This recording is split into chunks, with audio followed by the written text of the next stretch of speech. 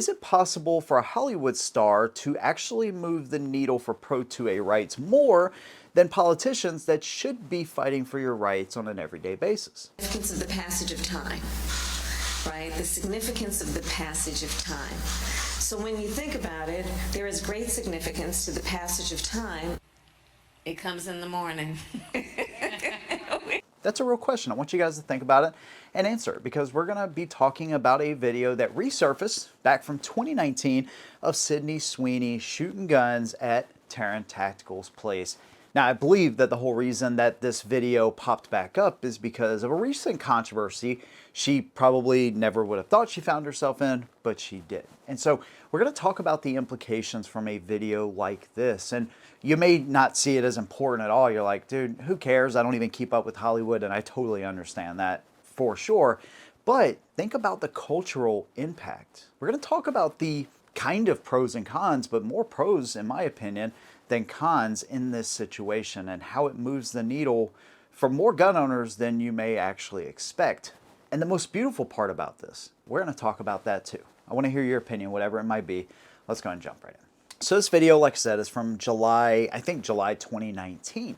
Sydney Sweeney's at Terran Tactical's place. Super recognizable place. A lot of people have been there, right? Keanu Reeves probably being the most well-known person in Hollywood, and certain roles that he's had, mainly John Wick, have allowed him to really sharpen up his skills as a real shooter. And we're looking at Sydney Sweeney here, and it's like, dude, it's obvious that she knows how to handle a gun herself.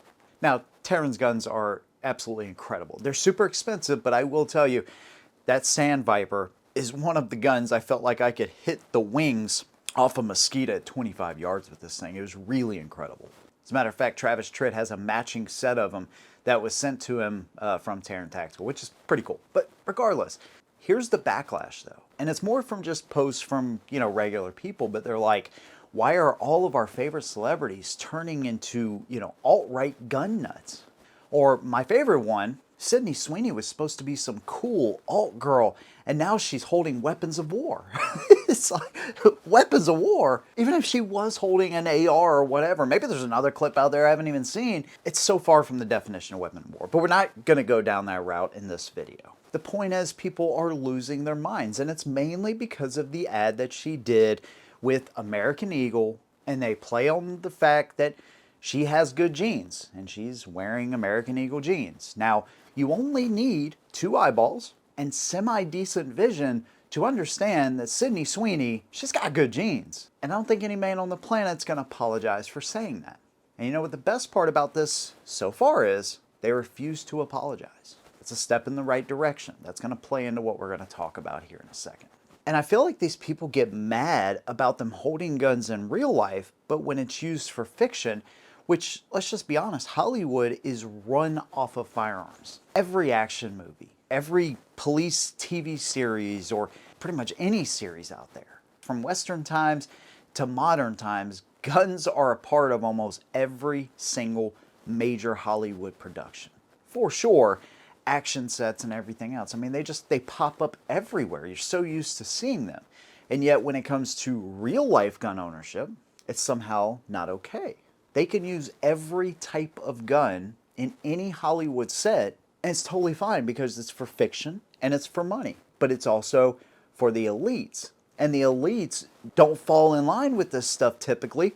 They don't go out there and just go shooting just because. So when you see somebody that is one of the Hollywood elites, I guess, shooting a gun like a regular person, it's like, hey, did you ask permission to do that? No, you can't be hell holding guns like the regular folk. That goes against what we believe in. It's almost like this identity crisis. They see somebody that's a part of their, let's call it what it is, cult, and they have broken away from that ideology, and they might be thinking for themselves, which is totally not allowed in Hollywood.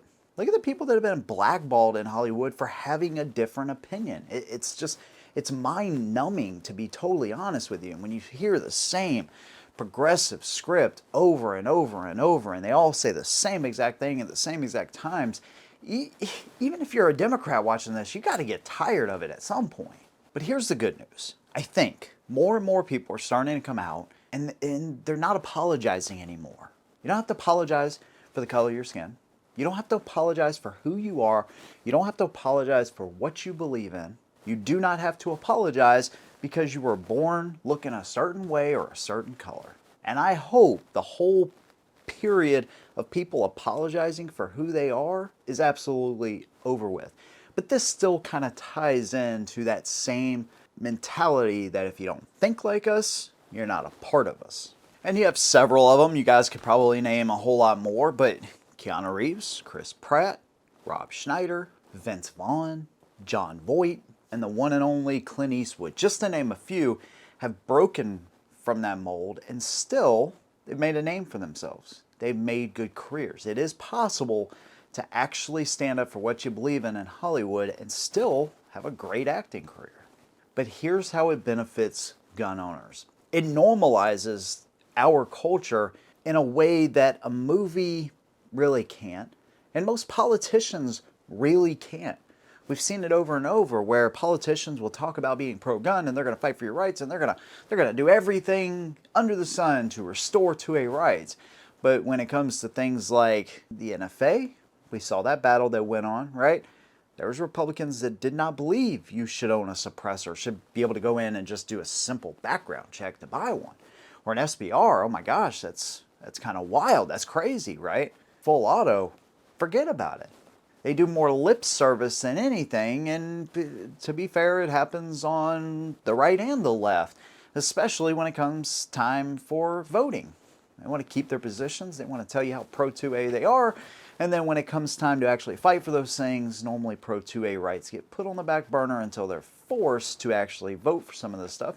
And we've seen several of them that are just like this. They talk tough when they want to get voted in, and then when it comes time to fight for your rights, they disappear. So not only does it help to normalize gun culture, but it also helps to chip away at the narrative that we're all just old, bearded, tatted up, gun owners looking for a fight, thirsty for blood, and helps to bring in a new, fresh face.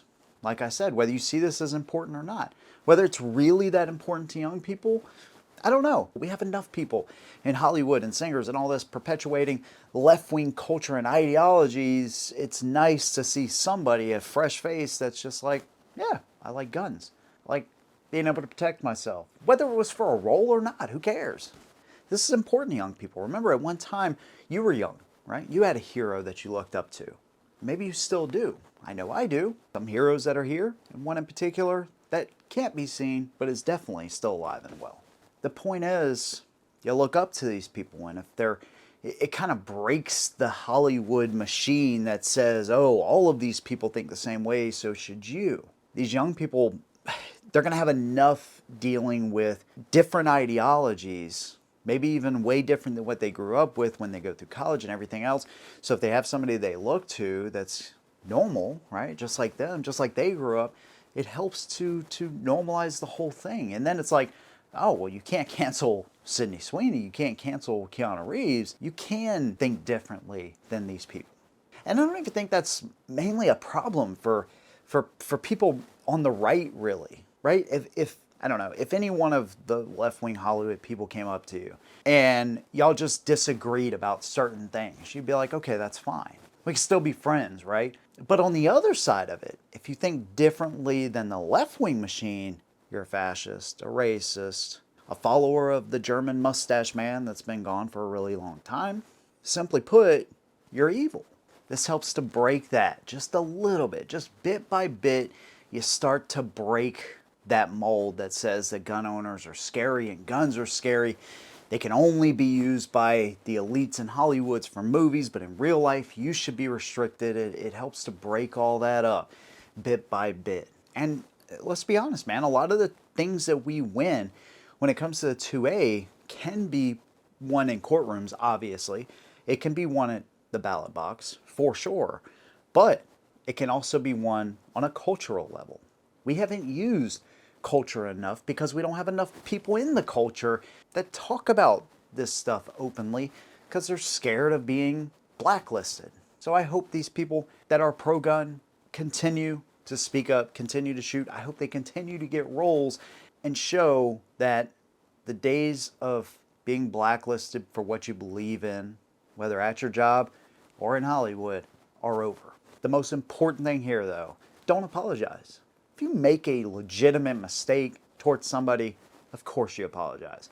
But not for who you are, not for what you believe in. Never back down, because all it's done over the past decade is really make you a slave to the mob that will continue to silence you until you become a shell of yourself. There you go. There's my opinion. I'd love to hear yours. Let me know what you think down below. If you like what I do, consider subscribing. See you in the next one. And as always, holding down.